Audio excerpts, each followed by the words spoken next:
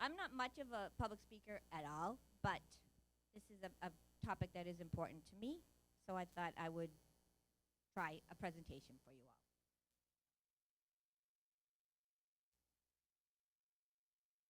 All right, so I do want to give some disclaimers here that this is just really, it's my opinion. It's not actually based on fact. It's just based on my experience working in libraries. And it's primarily focusing on public library opportunities, but it is applicable to different types of libraries. I did work in special libraries quite a bit, but it's been a while, so.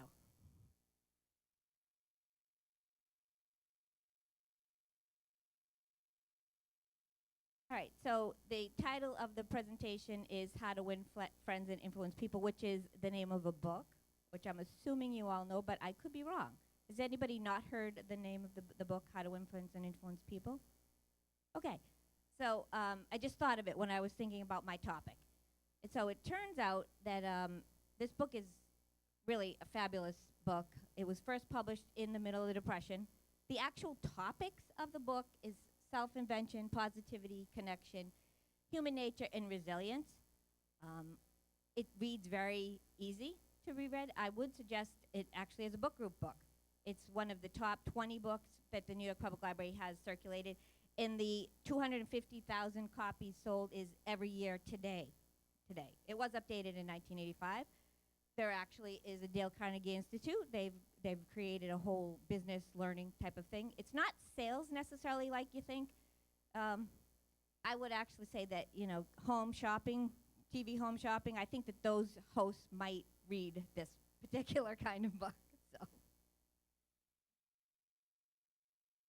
Okay, so what is a committee anyway? I'm not talking about specific, I'm talking about generic word, the use of the word committee. So it could be a board, it could be just a informal group that follows certain things, but a committee.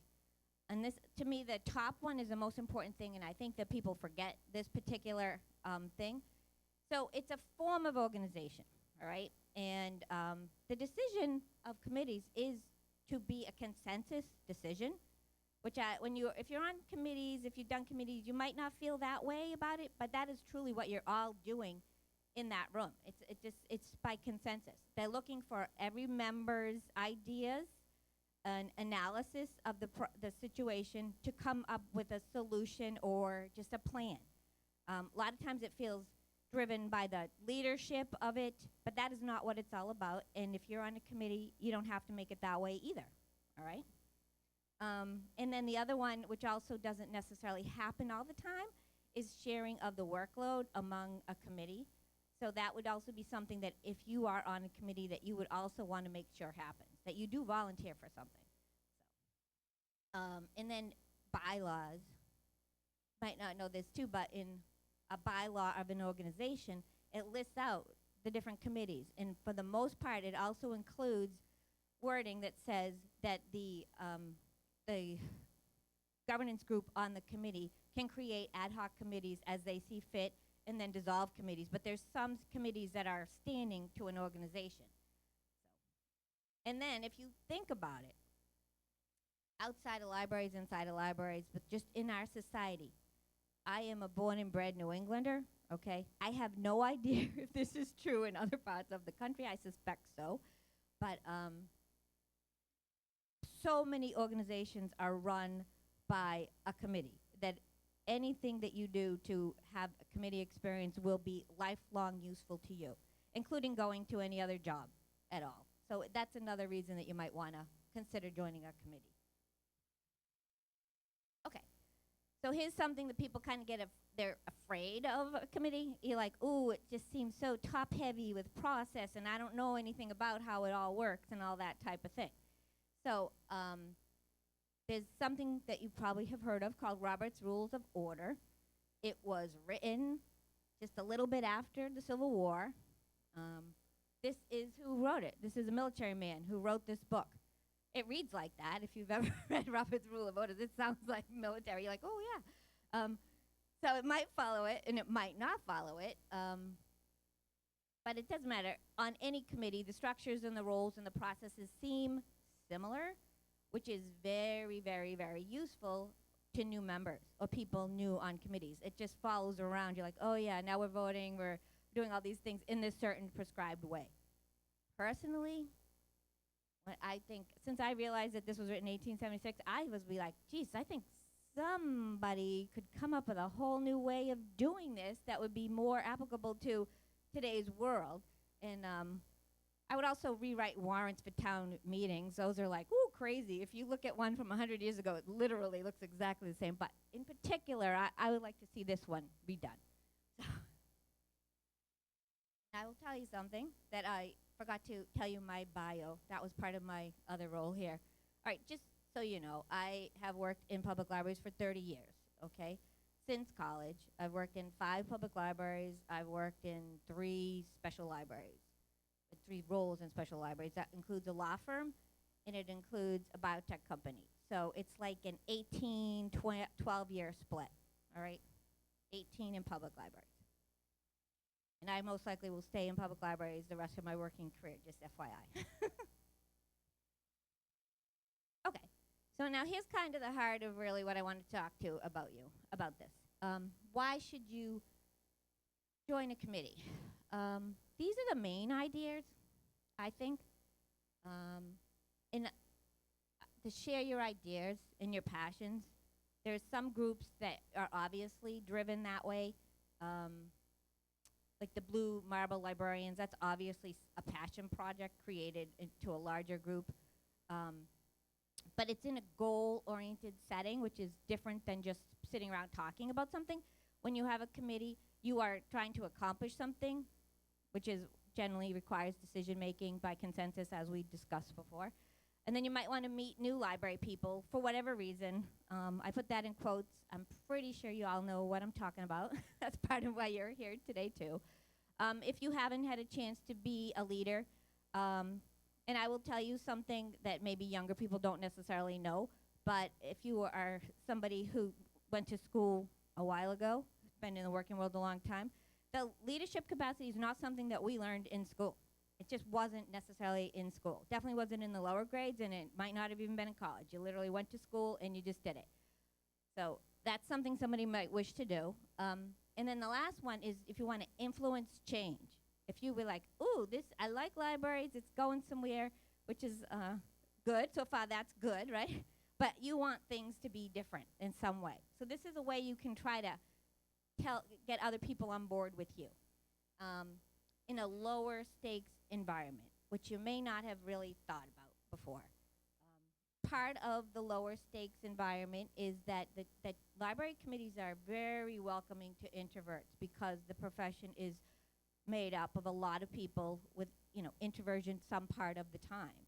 So that if you go to a committee of a library group and you're sitting there and you don't actually immediately respond, basically someone will ask you, hey, by the way, do you have something you want to contribute? And it's just so low key, it's just not a big deal. It's a lot different than say you're on a committee related to your church or something and everyone's like, blah, blah, blah, blah. So it's helpful to get used to talking that way.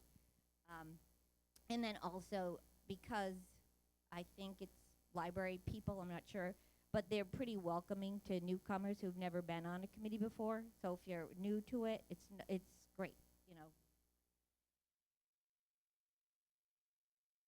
Questions so far? Okay, thank you. All right, so now I do have a series of what's in it for me slides, which is all right. My daughter, who is a librarian but not practicing, she read these for me, and she said, I don't like that what's in it for me on every slide. I'm like, whatever. So that's what happened there. Career development. This is a biggie, okay?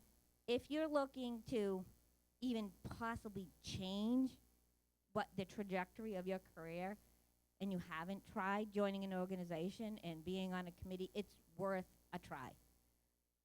It just is. Most likely you invested financially in your career, okay? You definitely have invested your mind and your heart and your time in this profession. And so just try a committee as one more investment to see where it takes you, okay? My suggestion, remember, this is my opinion. So You get to meet different people, decision-making people, um, and I kind of did it hierarchically. So state legislators, statewide library leaders, those are the people I consider the MLS, MBLC, those are statewide library leaders. And then professional organizations, those are the main professional organizations for public libraries. There's other ones for different types of libraries. Library trustees, sometimes if you're on a committee, let's say you're on a strategic planning committee in your library as some kind of staff person, the library trustee is there. The library trustee is also known as your boss's boss. That is always good in every job to know your boss's boss. Just is. And then library directors on committees that expand organizations, and they're also known as hiring managers. They're also known as friends of hiring managers. We'll get to that one in a minute.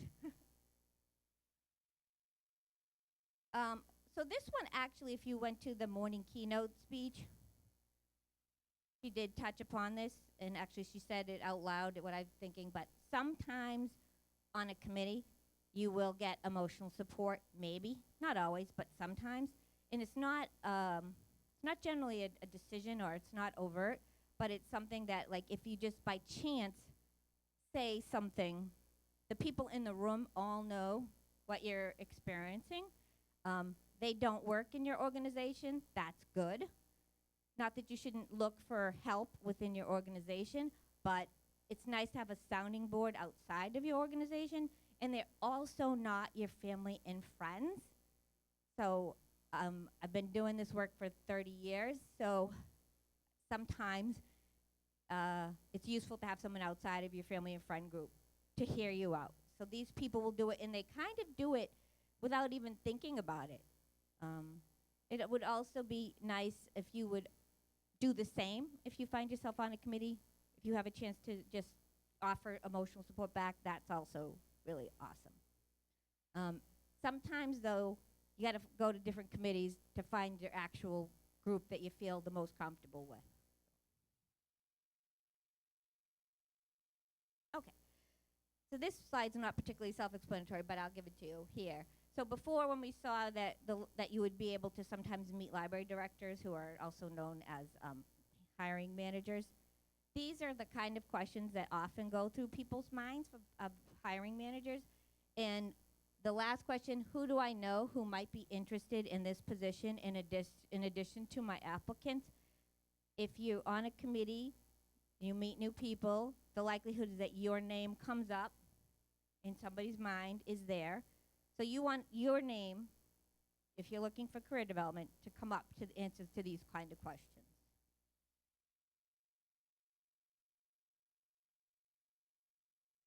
Okay, so now I have another series of slides related to opportunities to serve on committees. And it goes in a range too, but in your organization, in your library, and that one I also think possibly if you're in a small enough library in your town, sometimes there's committees that go across different departments in your town.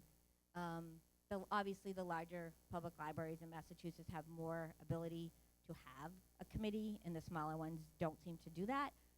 But there's certain times that there's small committees. If you're going to create a new website, it's possibly a committee, even if it's just 2 people. But there's a lot within your organization itself. There's opportunities for serving on a library committee.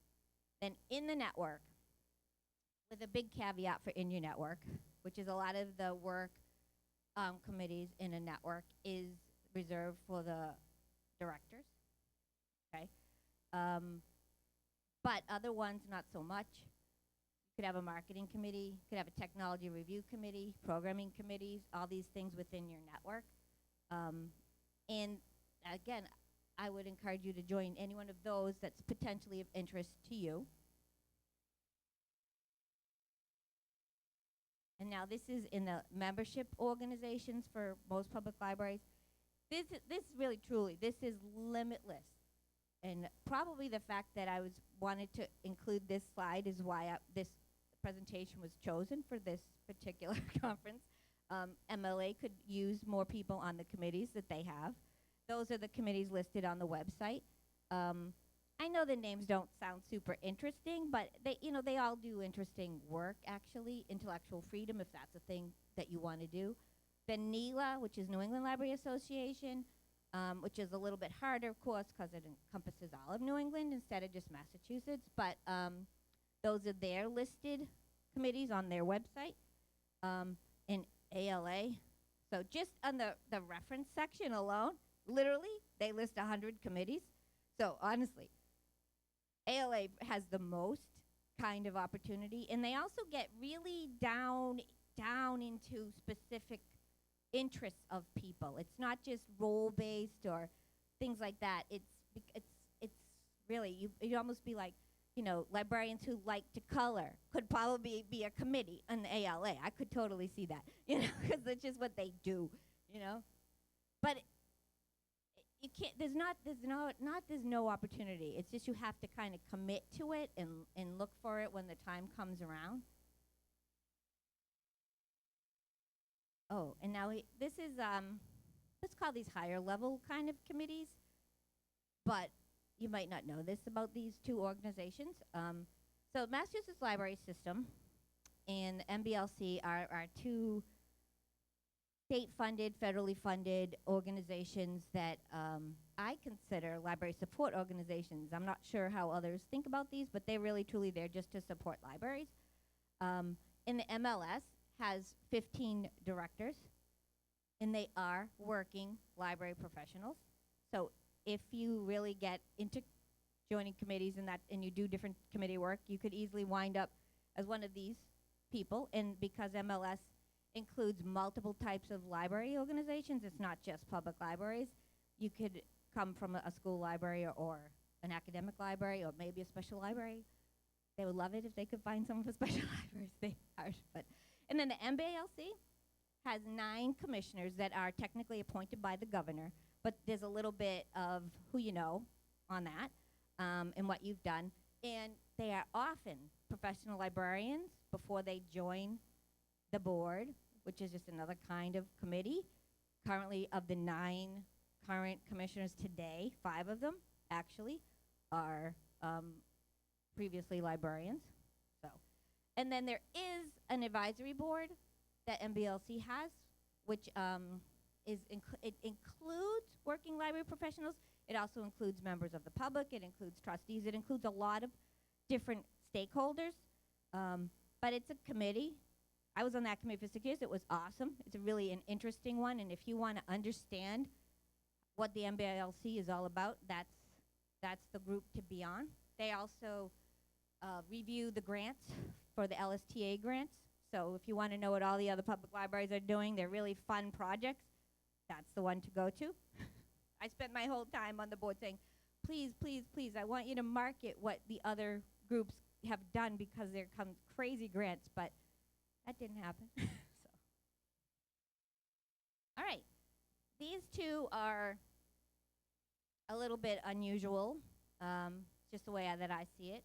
And I'll talk about my experience after I read this particular slide, but sometimes there are multi-organizational ones that are not necessarily related to, you could have, if you had a committee of, say, the Rhode Island Library Association and the Massachusetts Library Association, it was like another whole committee over both of them, that would be like an example of one. It's not usually a first committee experience, but they're unusual and they're interesting. And then I also think that there's a type of group, probably a group that becomes a committee later on, that I kind of call any interested party kind of committee, which would be, you might have seen in the All Regions email, you get programmers meetings that actually originated out of some region, but because we now are able to meet digitally and that type of thing, it crosses the whole state. They open themselves up to that. So that's one. And actually, that you could, if you felt like creating something, that's where you could create. If you already saw a hole that nobody else is filling, is at the any interested party. Because we do have ways to talk to each other. And eventually they can be affiliated with another group, potentially. So there's potential there. But so my experience on these multi-organizational committees is I'll go from the bottom. So when I was worked in a law library, I worked there for like 18 months, and before that, I worked in a biotech company for 10 years, basically. And when you work in a biotech company, you don't actually talk to other biotech company librarians, even though if you're all in the Boston, Cambridge area, and you really would love to know, because they have information that they could do, but for competition, you don't talk to them. However, when I went to the law firm, I was like, wow, look at this. They actually have an association where they all talk to each other at these law firms in Boston. I thought it was awesome. So I joined that for a little bit of time, and we just worked on the website. But that was great. And then MassLink. Does anyone know what MassLink is in this room? All right. It kind of doesn't exist anymore, but at the time it was very interesting. So in Massachusetts, there was a pilot project for the use of open source ILS of Evergreen. And 3 networks did this. And they implemented it, and they put it in place, and then they continued with their project through a group called MassLink, right? And then I joined that board after that was done. It was just in maintenance mode, and it's software development, so that's what we talked about in the meeting, software development. And it was just each network group had a person there. And I was there as a liaison to the group from my networks group. And actually today I'm here at this conference as a conference member as a liaison. So I'm on the conference committee only as a liaison from the leadership and management section. So that kind of thing helps too. From my point of view, it's actually, as a liaison, you don't have anywhere near as much responsibility as being on the actual committee. So that's another way you might get in. It's easy to do. But the MassLink group started with 3 networks just talking about software development, right? One group dropped out. They said, no, we want to go to a different ILS, back to a proprietary ILS. So now there's 2. So in that time, they basically went out and they joined a lot of other evergreen libraries outside of Massachusetts together to do software development at a higher, broader scale. And that was like all within the space of 3 years. So that's interesting, as you can see. To me, it's unique, it's interesting. And then the eScience portal for New England librarians, that was also a very interesting one. And I'll tell how this worked. So this was when I was working at the biotech company. And somebody made a conference, a 1-day conference at UMass Dartmouth about eScience. Okay, so I'm an English major. I don't know anything about science, but my job was to buy journals for that company, right? And I was like, oh, all right, I'll go to this thing and see what it's all about. And I go, when you go to a conference, you write down where you're from. So I write down my company, and then I go back. And then like 3 months later, I get this call, and it's from the National Library of Medicine group out of UMass Medical in Worcester. And they say, hey, we have a grant to create an eScience portal. And we're looking for people from all different types of libraries, including industry. And they said, and you came to this conference. Would you like to be on our committee? And I said, I'm like, how long does it possibly make to make a website? So I'm like, what is the time commitment of this to make a website, right?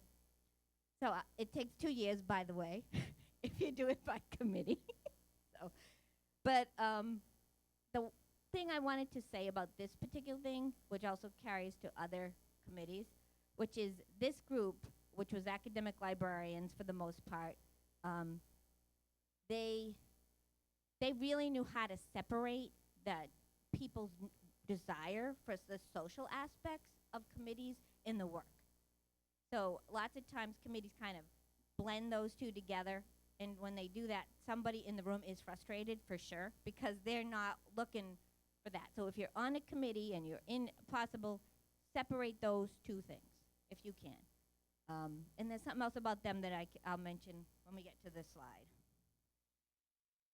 And then has all other opportunities. It's really nonprofits of any kind at all. You could join a committee.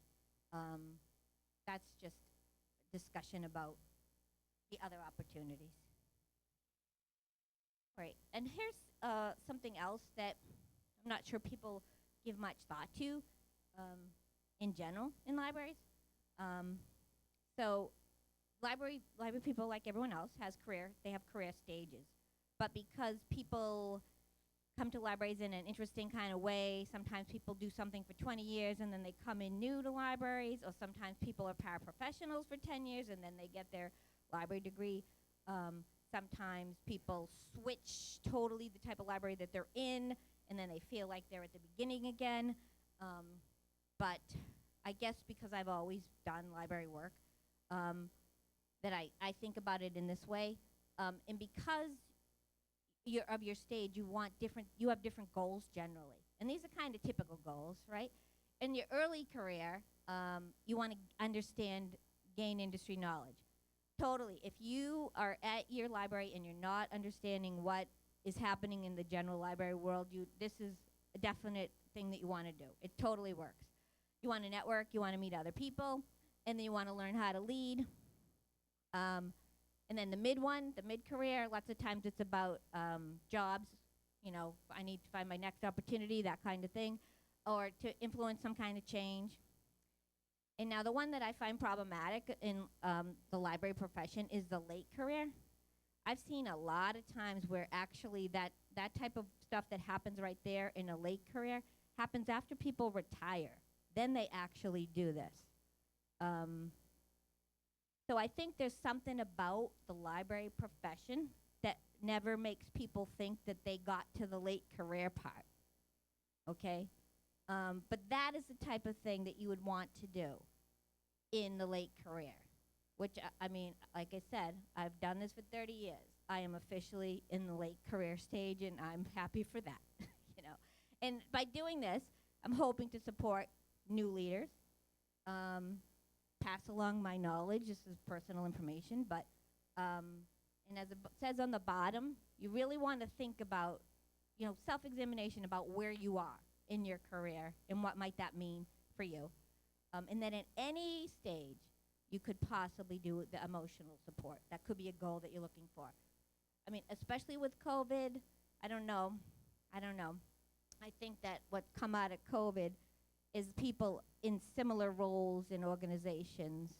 Frontline people get support from frontline people. I think it kind of went laterally across.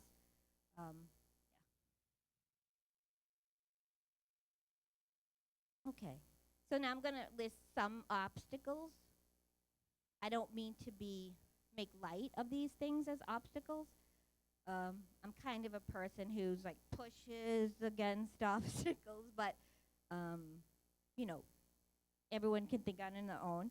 I do believe that everyone thinks I have no time to do a committee. That's like probably the first thing everybody thinks. I don't have time. But really, no matter how old we are right now in this room collectively, already none of us has enough time to do everything that we want to do for the rest of our lifetime. So it's kind of more of a priority if that's what you want to do. And I will say the word again, to try it if you haven't tried it, okay? And then there are some that just are short-term commitments, and you could look for that as a one way around it, project-based, that kind of thing. And then this other one is permission, right? They won't let me. People at work won't let me be on a committee, okay? So you can, but that's not what you're saying. What you're saying is that I want to be paid the time to be on the committee, which I totally agree. If you're in a library committee, that you should be paid as part of work time. Your boss might not agree, or their boss might not agree, and that becomes their answer, which probably lots of times might be that. But can you try other things? Can you adjust your hours? Can you switch your hours? Can you use some time off? And then talk about what you're doing. Don't keep it a secret. Talk about it. Say how it impacts your job and what you got out of it. And then ask again. Can I, by the way, this is true, invaluable to me. Can I use my time at work to do this? And then ask again. Just saying. Okay, so now here's another one that used to be more of an obstacle, which is distance. People will be like, oh, we're going to have a meeting in Worcester, and, you know, it's a committee for everyone in the whole state. And you're like, okay. a lot of people don't even drive if they live in one of the urban centers. They don't even drive. So how's this useful? So this is Eric Young, and he's not just the CEO of Zoom. He is the inventor of Zoom. So yes, Eric. So basically what I'm saying here is that you should ask for, video conferencing for meetings. That's what you should ask for. And if they say, we want to meet in person, you should ask for video conferencing. There's really no reason at this point in time, even though we are sitting here in this physical meeting here, I believe that committees should be hybrid at minimum, if not a meeting that is by some kind of video conferencing. And I know people say they hate Zoom. I hate Zoom. But I like Zoom, and I'll tell you why I appreciate Zoom.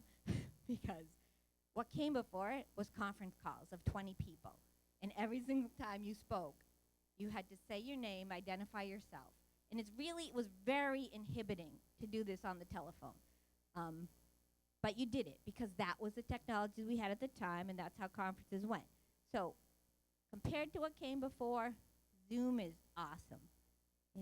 Compared to what came before, cell phones are awesome. So technology gives and takes, but I personally like Zoom.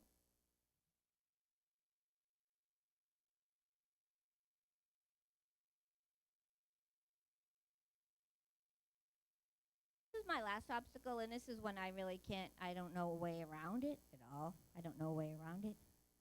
And it's your personal energy level, right?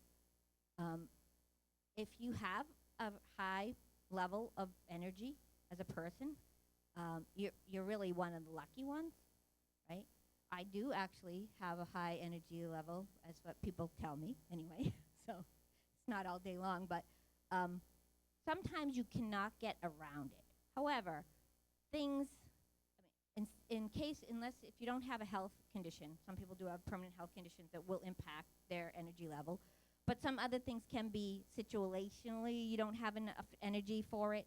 The job, the commute, family commitments, these kinds of things. There's no judgment on that, but it's a real thing too. I only have 2 slides left. And then these are pitfalls of being on committees that I thought might be of interest to you and that you can control, because other things you can't necessarily control. One is if you stretch yourself too thin. Sometimes you hear people who turn out they like committees quite a bit, and they're on 6 of them in addition to their full-time job in their family and their mom and their dad. And I always wonder, I'm like, how is that possible? But they do it, and that's great. But you don't want to do that. You don't want to stretch yourself too thin, right? And just try one at a time. And then clicks.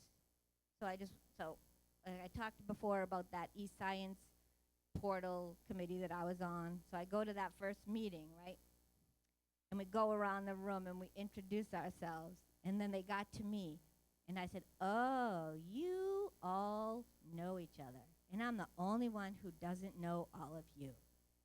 And I was like, So I did call it out so that they knew that it was something that I was a little bit leery about. But they did a great job with it. They were really a great group. They understood that there was one person in the room who didn't know. But sometimes you will be in a group, on a committee, and it feels like it kind of it's like a clique, and you're not necessarily included. I would actively try to work against that, but it's something to think about. And then one way to deal with it, which I wish more people in some types of settings would do, is that you'd say to yourself, all right, this is it. I'm doing this for 3 years, and I'll move on to the next one. Because new energy, new ideas is always, always, always needed. And if you're one person, say you're on a committee for 1 year, and several people move off, it's really interesting what happens to the dynamic of the committee. So I really would say, I would suggest that be done too. And that, I believe, is my last slide. Thank you very much for attending. Thank you.